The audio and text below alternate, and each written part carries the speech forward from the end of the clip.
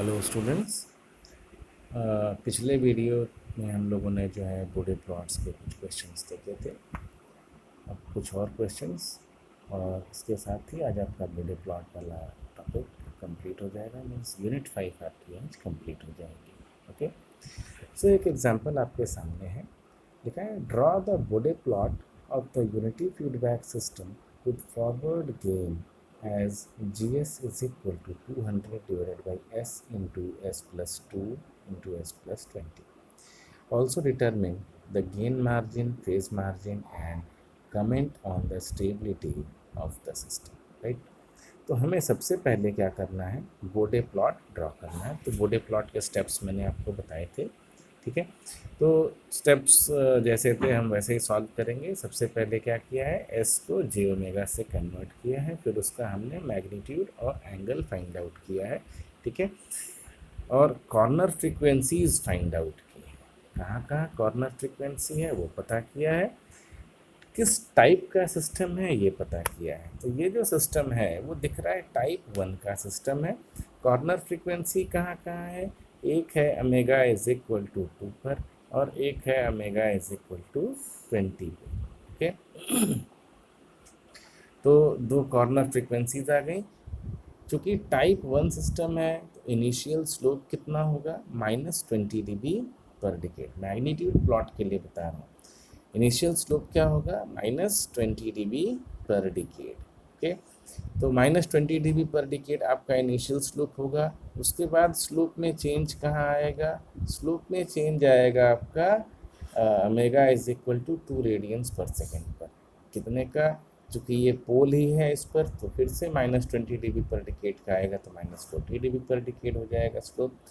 फिर omega is equal to 20 radian per second पर आपका एक और स्लोप चेंज होगा और उसमें फिर कितना ऐड होगा, -20 dB पर डिकेड, क्योंकि यहाँ भी आपका क्या है, यहाँ भी आपका पोल ही है। ओके, तो इस तरीके से आपके स्लोप्स चेंज होंगे और तब आपका जो Bode plot, magnitude plot actually ready हो जाएगा। दूसरी चीज़ इसमें ध्यान ये देना है कि k is equal to given है 200। ठीक है, ऊपर जो वैल्यू आपको दिख रही है k इज इक्वल टू 200 है। ठीक है, तो उस 200 को जो है हमें क्या करना होगा, हमें उसको चेंज करना होगा। चूँकि ये s+2 का टर्म है और s+20 का टर्म है, मैंने पिछले वीडियो में क्या बताया था कि हमें 1+st का टर्म चाहिए। ठीक ना, 1+st1 1+st2 का टर्म चाहिए, राइट।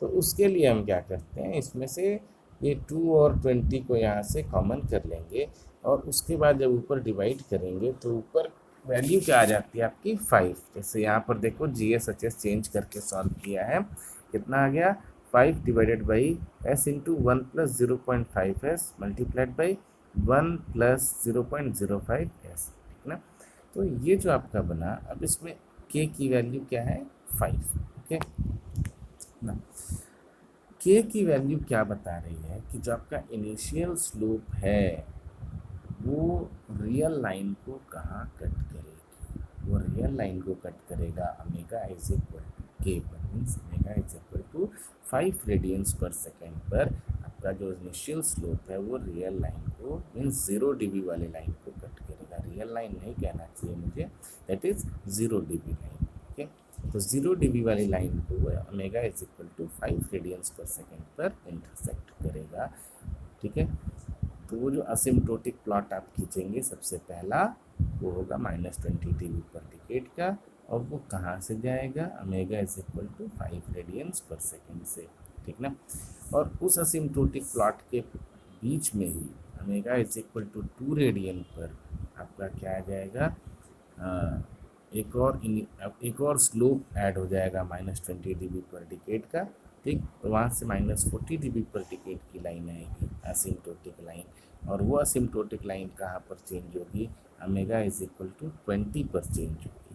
ठीक है ना, और फेज प्लॉट के लिए मैंने आपको बताया ही था कि आप अलग अलग वैल्यूज़ ओमेगा की पुट करें और उन अलग अलग वैल्यूज़ पर आप एंगल की वैल्यूज़ फाइंड आउट कर लें और उसको आप एक प्लॉट बना दें, तो वो बन जाएगा आपका फेज प्लॉट, राइट। तो देखो यहाँ पर प्लॉट कैसा आ रहा है, इन्होंने ओमेगा की वैल्यूज़ कैलकुलेट किए हैं, उस पर एंगल कैलकुलेट किया है। ठीक ना, दिख रहा है ना? ये देखो, ये आपका मैग्नीट्यूड प्लॉट और फेज प्लॉट सामने दिख रहा है। इन्होंने असिम्प्टोटिक लाइन नहीं ड्रॉ की है, इन्होंने क्या किया है, उसको स्मूथ कर्व बना दिया है। राइट, चेंज कहाँ कहाँ है ये देखने वाली बात है। तो सबसे पहला चेंज आपका आएगा, देखो 10⁻1, 10⁻0, यहाँ क्या है 10⁻1। ठीक, तो यहाँ पर ओमेगा की वैल्यू है 10 और यहाँ पर ओमेगा की वैल्यू है 1।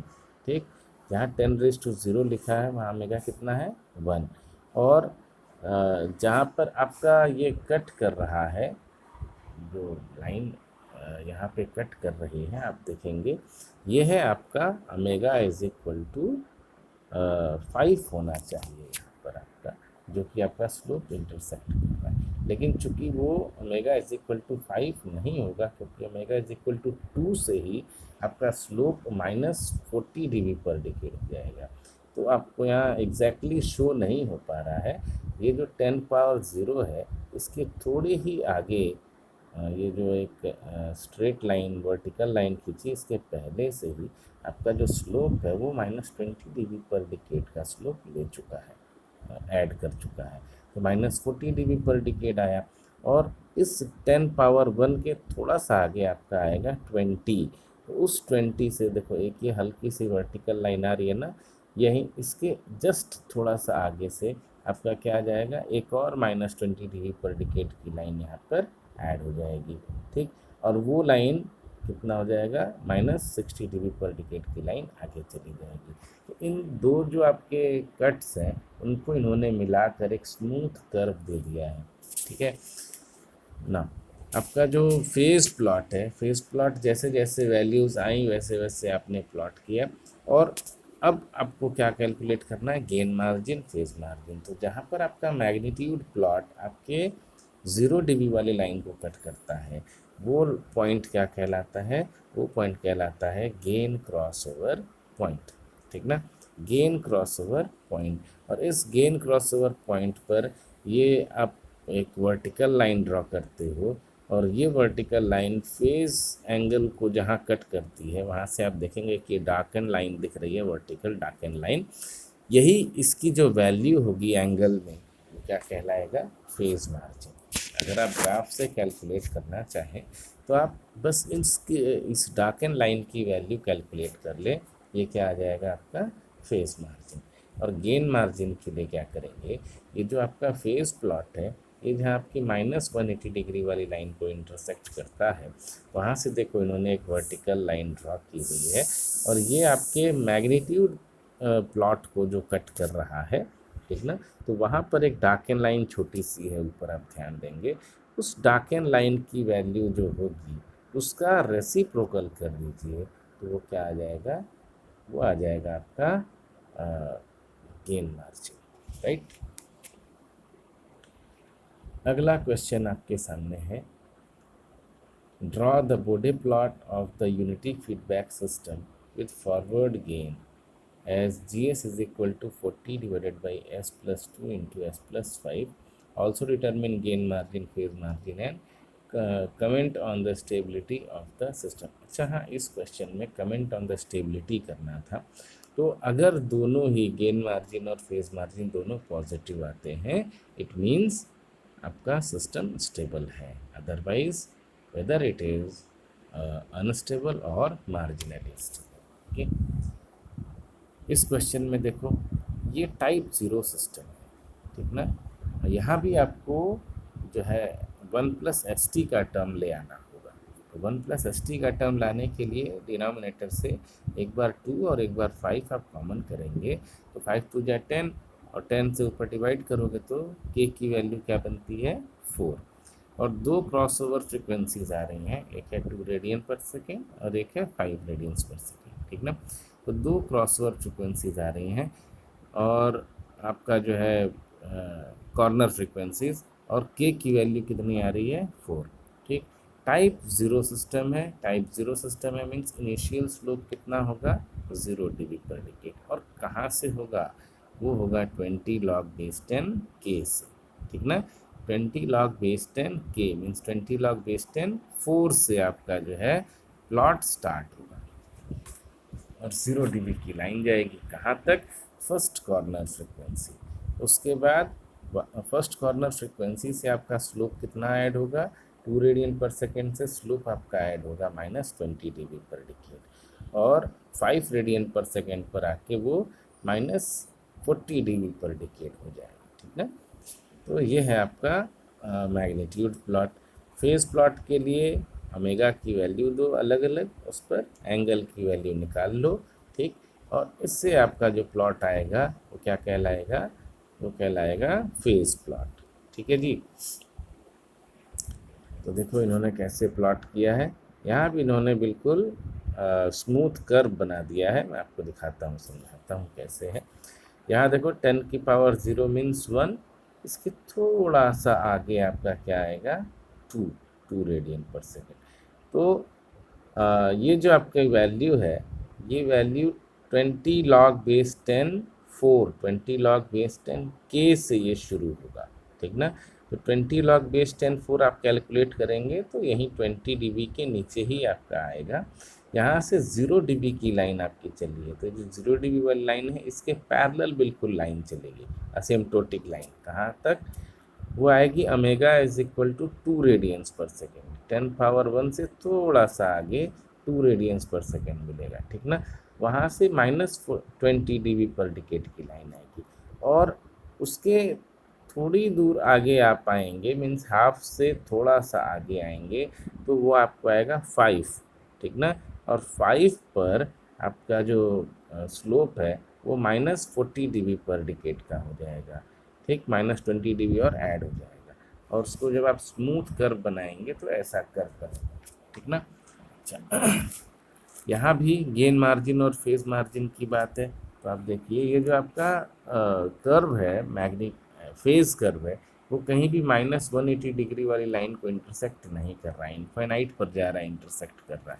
मीन्स फेज क्रॉसओवर फ्रिक्वेंसी आपको नहीं मिलेगा, फेज क्रॉसओवर पॉइंट आपको नहीं मिलेगा, वो इन्फिनिटी पर मिलेगा।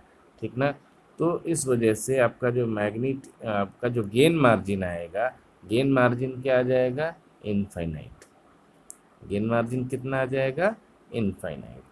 और फेज मार्जिन निकालने के लिए हमारा गेन क्रॉसओवर पॉइंट ये रहा, जो 0 dB वाली लाइन पर आपका मैग्नीट्यूड प्लॉट कट करता है वहाँ पे, वहाँ से आप देखेंगे एक वर्टिकल लाइन नीचे खींची गई है, तो एक ये डार्कन लाइन दिख रही है। ठीक ना, इसी डार्कन लाइन की वैल्यू क्या होगी, फेज मार्जिन।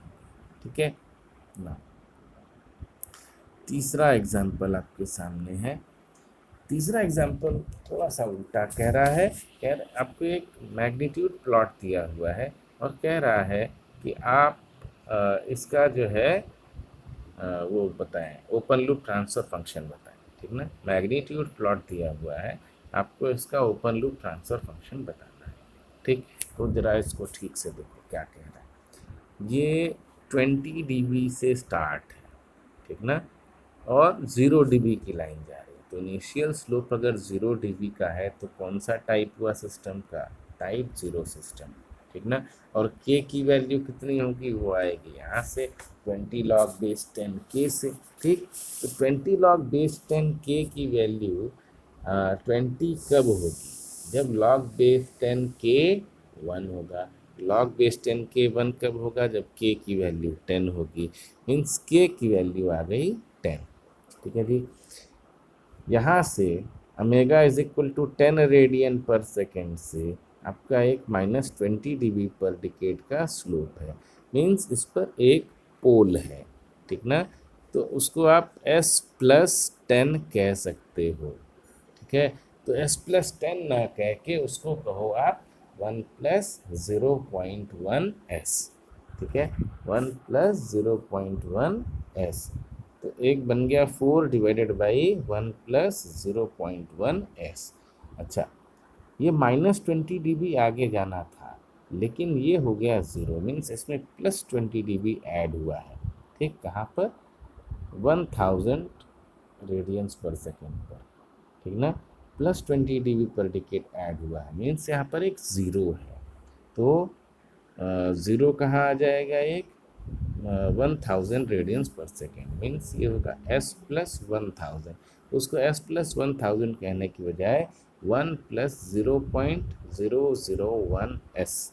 ठीक, तो अब आपका जो फंक्शन बना वो क्या बना, open loop transfer function 10 into 1 plus 0.001 s divided by 1 plus 0.1 s, right. यही आपका बनेगा ओपन लूप ट्रांसफर फंक्शन। ठीक है जी, देखो यही है ना, 10 into 1 plus 0.001 s means 10 raise to minus 3s divided by 1 plus 0.1 s means 10 raise to minus 1s। इसको जब आप सॉल्व करेंगे, थोड़ा सा सिंप्लीफाई करेंगे तो क्या बन जाएगा, s plus 1000 divided by 10 into S plus 10। ठीक है, तो यहाँ आपका 5th यूनिट कंप्लीट हुआ, बूडे प्लॉट कंप्लीट हुआ। आपसे क्वेश्चन उल्टा भी पूछा जा सकता है, जैसा कि तीसरा वाला क्वेश्चन था, एक मैग्नीट्यूड प्लॉट दे दिया और उससे आपसे पूछ रहा है कि आप इसका ओपन लूप ट्रांसफर फंक्शन बताएं। ठीक है, तो ऐसा भी क्वेश्चन आ सकता है, इसके लिए भी आप प्रिपेयर रहेंगे। ठीक है जी, चलिए आज के लिए इतना ही, बाकी अब अगले वीडियो में हम पहले यूनिट से स्टार्ट करेंगे। चलिए सर।